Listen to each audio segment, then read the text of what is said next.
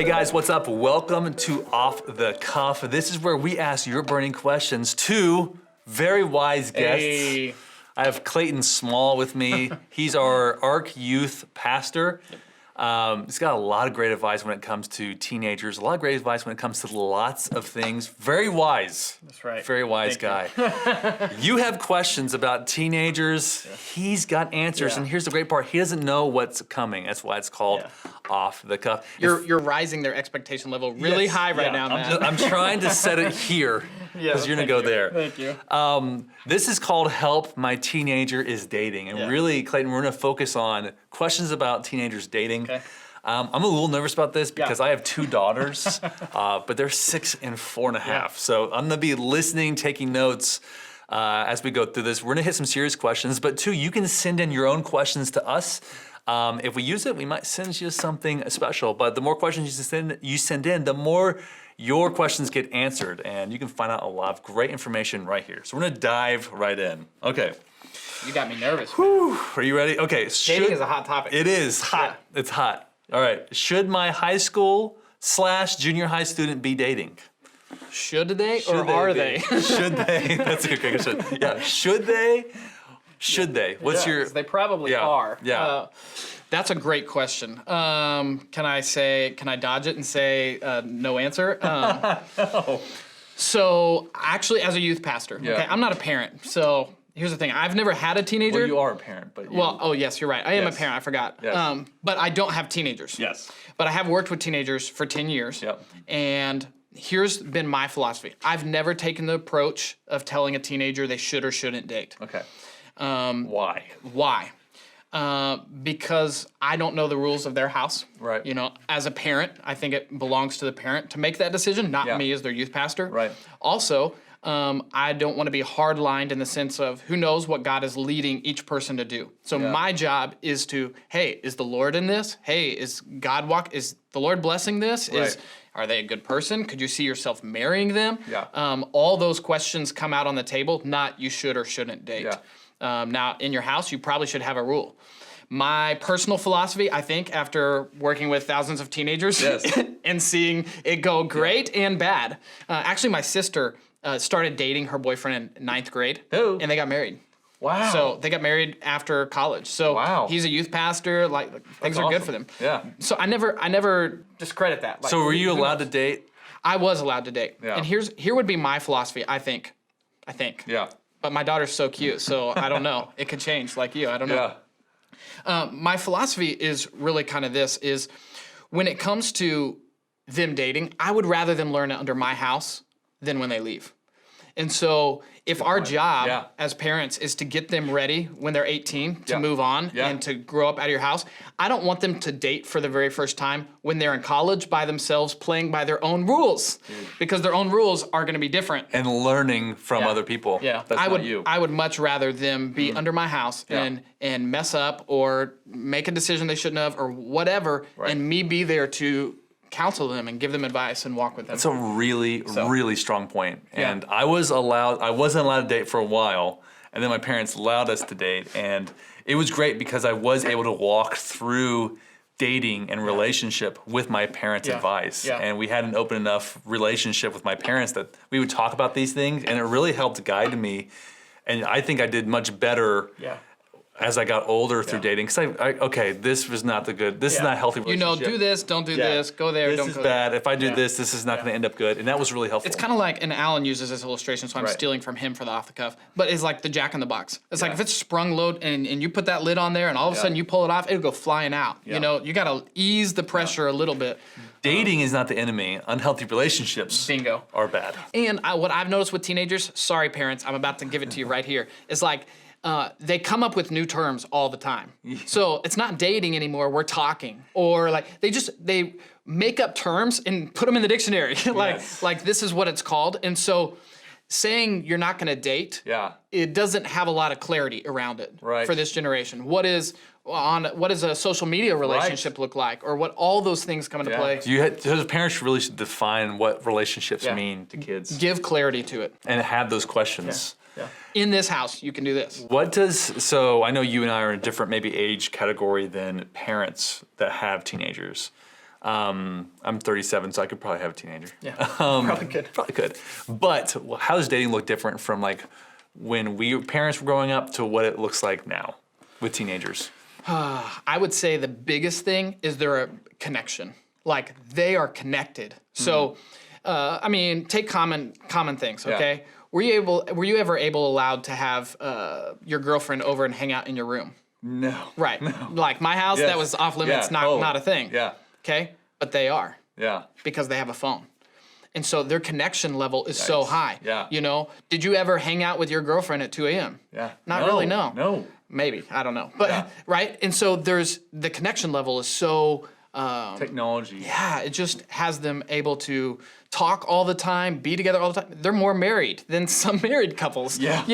you know, so I think that's the biggest difference. Wow. And not knowing, like, where are the boundaries and all that. Yeah, wow. Do teenagers date like we did, like go on dates and like, hey, I'm going to pick you up in my car, we're going to go see a movie, and then we'll hang out. Does that happen anymore? It happens, but later in the process. Right. Meaning the dating starts on their phone. Gotcha. Online or at school or whatever. Talking. Yeah, going on a date happens later in the process. Right. But because it used to be I would ask a girl out on a date. Yeah. And then we would go and have dinner together. And I think that's more the rarity, right? Yeah. Like first time date doesn't really happen as much. No. It's like they're you're talking, chilling, texting, all that kind of stuff. Yeah. Very different world, parents. Yeah. Okay, next question. Ooh, how do I know if my student is or is not ready to date? Oh, that's a hard one. Obviously, you know your student the best. Right. I would say probably how they handle discipline. The reason is everything about dating is, do you have the discipline to say no, or do you have the discipline to do it in a healthy way? Right. Can you say no? Boundaries. All of that is about discipline. Right. In fact, in the Bible, I forget where it is. It's in there. You can look it up. But it talks about watching out for sexual immorality and adultery and those kind of things. Right. It says, woe is the man, basically, who forewent discipline and said, and despised reproof, you know, despised anybody correcting them. So I would say discipline is the most important thing. Right. Do they have the strength to say no? Yeah. You know, I heard somebody say it like this one time. They said, you need to tell your 3-year-old, no, they can't have ice cream. Yeah. Why? Because one day you're going to have to tell them, no, they're going to have to tell themselves, no, I can't have sex before marriage, or no, I can't do this. And learning that discipline young all the way through. So watch how they handle discipline. Right. And I'm not just talking like your grounded discipline. I'm talking about personal discipline, like everyday life. Do they have boundaries in their own life? Yeah. Do they take discipline well? Yep. Easily influenced, you know? Yeah, that's a very good point. Okay, how do I stay in the loop on my students' relationships without being a helicopter parent? Yes. How do you stay in the loop without being a helicopter parent? Please don't be a helicopter parent. And because there's a point too, I feel like when parents try to interject too much, is there a risk of kids starting to hide more? Right. This all goes back to your relationship with your student. Yeah. The more you ask questions, the more engaged you are, the better you're going to be. And that starts before they start dating. Right? So that's something we do all the time. I would say it's hard because sometimes I have parents who the mom is all about the relationship and they're so engaged in it. They may not be helicopter, but they're rooting for this relationship more than the kid is, and you don't want that. But then you also have ones that are like, go do your own thing. I mean, here are some simple things. They're hanging out at your house. You know, obviously they don't want you sitting on the couch next to them the whole time. But pop in. Like, be involved. Get to know the kid, you know, who your student is dating. Ask them questions about their life. Show that you have a genuine care. Stay engaged in that way because it's going to pay off in the long run. You know, if you don't know the kid, that's not a good thing. So... Yeah, get to know the kid that they're dating. Yeah, get to know the kid that they're dating. Ask your child questions about them. You know, care. You know, what do your kids do when they're interested in someone? They call their girlfriends and their guy friends. And they tell them all about it. They're excited about the relationship. Why can't they do that with you? You know, and I know that's easier said than done. You're like, boy, you don't even have a teenager. You don't know what it's like. Totally. I get that. But if you ask them questions and engage them in that way, I think it pays off. Especially if you're trying to create an environment that they can date safely and learn the rules. It's a learning process. It's not marriage, not always, but it's more of like, hey, this is a dating learning process. All right, that's a great answer. What are some red flags or warning signs my student is in an unhealthy relationship? Warning flags that they're in an unhealthy relationship. I think when you boil it down, if they're being really quiet about the relationship, that's a sign. Yeah. I think sometimes you notice changes in the way they dress or the way they act or some of those things. If you're close with your student, if they start pulling away or kind of distant, those are all kind of some signs. Their phone is a big one. Yeah. And what they're doing on their phone. And so finding a healthy way to stay engaged with your kid's phone. I read a study and it said that teenagers get more nervous. The most anxious they ever feel is when their parent picks up their phone. And I actually asked teenagers about that, and they're like, yeah, when my parent picks up my phone, it may not even be that I'm doing something bad, but who knows, my friends could be or something. What they send and you. who knows what was in there. And so, stay engaged with what's going on. Yeah. If they're hiding their phone from you on a regular basis, it's probably not healthy. Yeah. So, no, that's really good. Yeah. That's really good. All right, next question. How do I approach my student if I sense the relationship is progressing too quickly, physically or emotionally? Yeah. Again, start with a conversation. Start by asking questions. Don't come right out the gate with accusations. Right? Because what do they instantly do? They go lock down, they freeze. Right.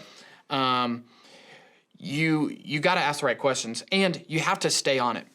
Here's what I think. Sometimes we think having the talk with our student is a one-time. Have you had the talk with your student yet? Right. Your teenager yet? Oh yeah, I had that talk. Yeah. No. It's not a talk. It's a conversation. It's all the time. Right. We're talking about it today. We're going to talk about it again tomorrow. Right. You may have asked your kid about how they're doing physically with their significant other today, but you're going to ask again next week. It's a series of conversations that go into it. That's a really good point. And I think you have to remember the priority. Why? Your child's how they interact with those boundaries. Yeah. Right? Their sexual purity, it has to be so valued in your home. Right. Because and the Bible talks about this too. It will consume you. Yeah. Right? Those desires will consume you. Yeah. And it's not you're good, you're bad, my kid's good, they don't do that kind of stuff. No. Yeah. It's like these are all desires within all of us. Right. And we have to figure out how do we have enough discipline to handle them. And if we don't, it will, the Bible says, consume us. Yeah. And you'll get to your older years and you'll be like, man, I'm tired, I'm worn out because these things stole from me. Yeah. Now, is your child's education important? Yes. Yeah. Is this more important? You bet. Hands down. Yeah. This is more important than the grade they got, than the sports team they make, because it's their soul. And so having those conversations and staying in front of it, don't be afraid to ask the question. I know it feels awkward, but it will go away. Yeah. The more you talk about it, the more it will go away. This is going to sound a little bit weird, but it's kind of like this. What kind of needs do you sense or insecurities would you sense that your student has? Right. That's a warning sign for how they're doing physically. For example, if you sense that they're really needy in a certain area of their life and they're not coming to you for it. Yeah. This goes back to your, if they're not affectionate with you in any way, you're saying, hang on, we're affectionate people. We all desire love and affection in some way. If they're not coming to you for that, they're probably going to someone else for that. And so I always tell dads, sit on the couch with your daughter and put your arm around her. And talk to her like you talked to your sweetheart when you were 16. Right. So that she's coming to you for that. Yeah. And not to someone else. Yeah. If they're getting those needs met at home, that kind of engagement, then it will help in those relationships. It's a little bit like a marriage as well. It's like when needs are met on both ends, then typically you don't have partners or spouses who are looking outside of those marriage relationships to meet those needs. Right. And so when it's the same thing with your teenager. It's in a sense when they're still underneath your home, you have that relationship. That family relationship should be stronger than any other relationship around. Yeah. And you don't want them quote unquote cheating. and finding it here or here, words of affection, or oh, I can go talk to them about anything, but why can't you talk to my mom about anything? And so it's like, how do you? A lot of that has to do with just your connection one-on-one with your teenager is probably the most valuable thing that you can have to the table beyond bringing a relationship to the Lord into the fact. Yeah, and so those are all red flags. Yeah. I mean, if you sense they're really needy in this area and they're not getting it from me, that's a red flag. Yeah. You know, another red flag would be just this sense of they've kind of grown distant on you, or they're lonely. Yeah. I know for me, I got into a relationship my senior year of high school, and it was because I didn't get the college I wanted to go to. I wasn't sure what I wanted to do with my future. Yeah. So everything around me is changing. I'm not sure what to do. I'm looking for some consistency, and I found it in a relationship. Yeah. Right. That's a red flag. So if you know, be sensitive around the times when they got cut from the team, or they're not making good grades, or that they look or seem depressed, and yet they're pushing into this relationship. Yeah. Those things are all red flags because they could be going after something. A healthy starting point. Yeah. And going back to our question, like, when is my child ready to date? Yeah. Are they healthy? Yeah. Are they healthy? You know, are they dealing with something really tough? Because when they're dealing with something really tough, a relationship is they're very vulnerable to, and to have their boundaries broken down, their nose run over, and all these situations. Right. Absolutely. You answered this a little bit before, but I want to go back a little bit to it. So, what if I sense my student is having sex? I don't know how to talk to them about it. How do I bring it up? And I know you. What should I say? Like, let's say I haven't had that talk. Yeah. I haven't had that conversation, and I should have. So now you're saying. And now I'm like, okay, I know what's going on here. Yeah. I would say, don't be afraid to have it. I tell kids this all the time when they come in and they're sitting down with me across from their parent and they've done drugs or done something. I say, getting caught is the best thing that could ever happen to you. Yeah. Because it gives a sense of freedom. Yeah. Sometimes kids don't know how to say it. They don't know how to bring it up. Sometimes if it's not a highly talked about subject in your house, they feel uncomfortable even using the words to explain it. Right. And so I would say just go in, pray, pray. Yeah. Dear Lord, help me. But I would say go in with the confidence. We're going to have this conversation. Yeah. And if you have to just ask point blank, hey, I know that you're no different than I was. Yeah. You're no different than any other teenager or human being on the face of the planet. And I know this is a temptation. I know this is hard to do. Right. Give them a soft opening, you know, give them this, but then just ask the question directly. Yeah. Hey, I feel like maybe some lines are being crossed or haven't been established in your relationship. You want to tell me about that? Or help me, another question to ask, help me understand why y'all have been hanging out really late every night, or why you stay in the car in the driveway, or why you've been up really late on your phone, why you've been FaceTiming late at night. Yeah. And it will make them uncomfortable. But again, you have to know it's the best thing you could ever do for your child. Yeah. You know? So be willing to have the conversation. Yeah. It may be awkward, but you're the parent. It's okay. And as a parent, what's the correct response? I know obviously anger, fear, a lot of those emotions are running. What do you think is the best response to handle with a teenager? What's a teenager need? Yeah. I'm not trying to be like... Two things. Yeah. If you sense inside of you that it makes you mad, you need to breathe. Yeah. Because think about it. They're about to share, they just shared with you or just got caught for one of the most vulnerable things anybody ever experiences. Any human. It's awkward for everybody. So you have to make sure your emotions are under check. Right. And if you can't have that conversation yet and you need to press pause and come back to it, it will save you a lot of headache and heartache and pain in your student. Yeah. The other thing is this, you can't process in front of them. So oftentimes I think what happens is they get caught or found out, and our initial response is to start processing what we're thinking about or dealing with on them. Yeah. That doesn't help either. Yeah. We have to go in almost as that outside party that says, okay, I have a maturity to say, I'm going to deal with me later and what this does to me later, or our family later, or... and it keeps the accusations out of it. You always do this, you want to do, and it helps limit the fight. Yeah. So go in, emotions in check, and have that heart about it. Then when you do, it gives them the opportunity to speak freely. Discipline is necessary. Okay. But maybe not in that moment. Yeah. Consider maybe doing it later. Yeah. Consider maybe having a relational conversation. Now, I would say this, have the boundaries been clearly established in your home? Right. So that this is the expectation and you are clearly breaking it. Right. Now, maybe those expectations haven't been clearly set. Yeah. And so we need to say, hey, you know what? I'm gonna own something on me, even though it's their choice and their decision. Yeah. Hey, I want you to know I made a mistake. Yeah. You know, I failed to sit down with you and have this conversation about how big a deal this is. Yeah. And so I'm gonna do that right now. The reason I don't want you to do this is because it will hurt you. Yeah. In time, this will bring you pain. Yeah. And God's best for you Yeah. is that we abstain from these things until you're married. Let me tell you why. Yeah. Because your mom and I have a great relationship because we are able to keep it in the confines of a marriage. We're Yeah. committed to each other. Set those boundaries and expectations. Yep. And if that wasn't set, maybe discipline isn't the first step. Yeah. Maybe re-clarifying expectations is. Yeah, because if you haven't set those boundaries or disciplines or instilled those values or talked about this, you're in a little bit, you're playing behind the Yeah. ball. I mean, Yeah. you're a little bit like, okay, now you have to reestablish those. Yeah. And it's going to be awkward to me, weird, but the point is, it's not how you start, it's how you finish. Right. Yeah, there you go. I heard a preacher say that once. And if you cross over a line, Yeah. again and again, Yeah. that's when the discipline says, hey, Yeah. we need to have this conversation. And setting those clear expectations. I'm going to switch gears a little bit. My student went through a tough breakup. How do I help them bounce back? Yeah, it's really good. I remember, I don't know if she'll like me for telling this story, but my wife talks about a time in high school when her boyfriend broke up with her, and she went home and she went through the doors and she just sat down there on the floor and just started crying, right? Yeah. And she said her stepdad came over, picked her up, carried her over to the couch, and just sat with her. Yeah. And I think just being present in those moments, oftentimes we as adults think their problems are not as big as my problems. Yes. They're a kid. Yeah. But think about this. The emotion is just as real as your emotion. Yeah. The pain is just as real. Yeah. And it's for where they're at in their season of life. So Yeah. I think you have to acknowledge, hey, I never want you to be with that guy anyway, but I'm going to acknowledge the hurt that brings That's or the real. rejection that brings.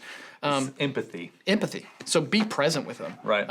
Be present with them and give them some time and some space to process. Yeah. And watch the things they say after that. Right. Do they take on a bitter tone? Do they, is the hurt getting to them in other ways? Do they bounce back into another relationship? Yeah. Just watch for those signs. Yeah. Because, I remember when I was a teenager, those were very hurtful moments. And I feel like the older you get, the easier it is obviously to handle those things. Yeah. But remembering that you were a teenager, all of us were teenagers, and all of us had dealt with rejection, and all of us had dealt with pain, and we've all dealt with being betrayed and all these feelings. Those were very strong, real emotions. And Very. the more we empathize with that. And I like the fact that, just being there, sometimes they don't want to hear your advice, or they don't want to hear you say, I never liked that guy anyways. I told you it wasn't going to work. That guy, those are all yes. things not to say. That is not what they want to hear in that moment. Maybe Yeah. they just want you there. And that could be a great way to build that connection. It's a great opportunity to minister to your Yes. kid too. Yeah. It's just, it's just a good opportunity. To love on them and talking about how needs are being met. When those needs are met there and the comfort and there's a peace and empathy, it's the next relationship they have, they're less likely probably to jump to that space. And you show them by doing that, Yeah. here's what you do in hard times. Yeah. Here's how you handle hard times, because you're going to have hard times in other areas of your Yes. life. Yeah. And if we can do it with discipline and strength and bounce back and be stronger in the Lord because of it, Yeah. you win. Last question, and then we'll end here. What healthy boundaries would you establish for dating relationships with your daughter when she gets older? When you said dating, I knew you were going to go there. Boundaries. Let's pretend I'm Emmy. Yeah, great. That does not help me any. It's way easier as a youth pastor to be like, yo kids, not my kids. Yeah, I know. Let me start by saying this. I always talk to the kids about drawing a line in the sand. Yeah. Where is the line going to be? Yeah. And that's a boundary, Yeah. right? Don't step over it. And I always talk to them about oftentimes teenagers, humans, Yes. Yes. will draw a line at the farthest point we can possibly go. They always ask the question, teenagers will always say, how far is too far? Yeah. You know? I'm What they define sex. Yeah, what do you really mean by that? Yeah. So often they will draw the line right up next to where one step over hurts Right. and brings pain and is bad, Right. right? And I always challenge him, draw the line up here.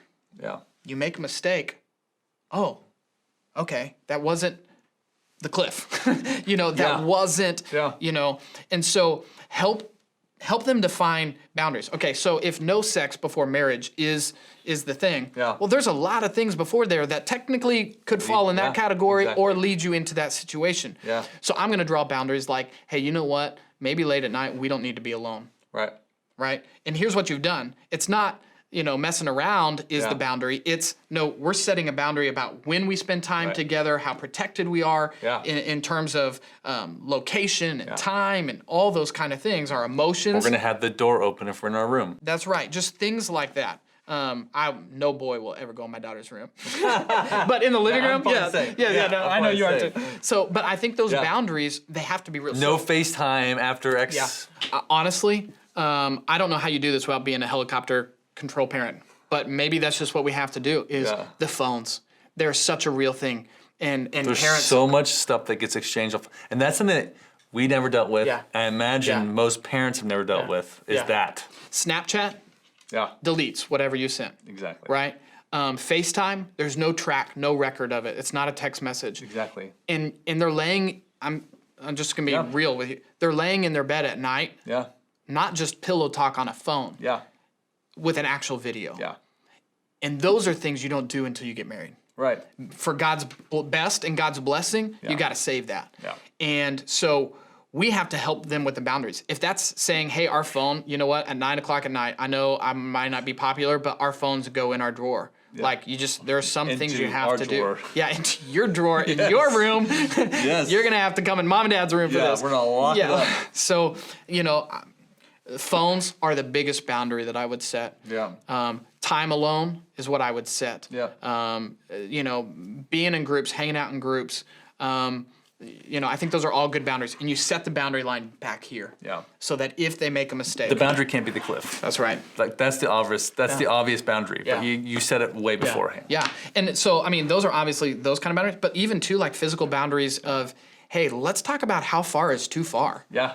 What is okay and what is the same as. Yeah. And I know those are hard conversations to have. Yeah. But you got to set those boundaries. Here's what 90-something%, I forget, this is an old statistic, so it's probably 100% now, so it doesn't matter. But over 90% of teenage boys have looked at pornography. Yeah.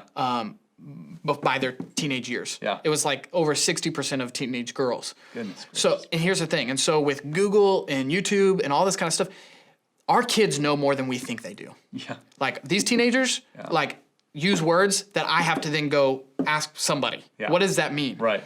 And so oftentimes I think we're afraid to set those boundaries because we're afraid, what if I expose my kid to too much? Nah, it's 2020 and that doesn't happen. Get over it, parents. Yeah. And so honestly, they know more without asking you. It used to be you had to go ask your mom. Right. Now you don't. You can ask Google. Yeah. And so don't be afraid to talk about those things with your kid because they're learning about it from somewhere. Yeah. And one of the greatest boundaries that you can set is by having that conversation on an ongoing basis and say, hey, here's why we don't do that. Yeah. Not just don't do that. Yeah. I always remember, people always saying, don't. And I'm like, why? Yeah. So tell them why. Yeah. Why is because every time you get together, I use this illustration with teenagers all the time, it's like a duct tape. Every time you get together with someone and you don't stay together because you're not in the commitment of a marriage relationship, you rip it apart, it loses a bit of its stickiness. Yeah. Eventually you do it enough times, it doesn't stick the same. Yeah. I know that's cheesy, old school youth pastor, but here's the thing, it's true. And so you want the best for your kid, you have to teach them those things. Proverbs 4 says, give instruction to your kids. Yeah. It says, son, listen to the words. Yeah. Let your ears hear the words that I'm saying so that you don't get destroyed by these things. Yeah. Even if they know everything, we're still supposed to give them wisdom. Yes. Even if they might know it all, but we're still talking to them about it. Yeah, and that will help set better boundaries. Because there's a lot of Google wisdom that might not be godly wisdom. Very much so. Yes. Awesome. Hey, that was a really, really great answers, really great questions. Keep on sending those questions in. Check this out. We have Off the Cuffs coming every single Friday, a variety of subjects and guests. Thank you so much for being here. Absolutely. This was fun. Hey, and shameless plug. Yeah. We're getting ready to talk about a lot of these things on Wednesday nights. Ayo. We're starting a new series in November called Exposed. Okay. If you're watching this in time. And so we're talking about these topics. So make sure your kid's there to hear it. Parents, pro tip. If you watch or hear about or pop into a youth service, watch it on YouTube or pop in on it live. A great opportunity for you to understand what your kids are hearing and for you to speak into that. Yeah, absolutely. Pro tip. All right, guys, we love you. We will talk to you next week. Ciao.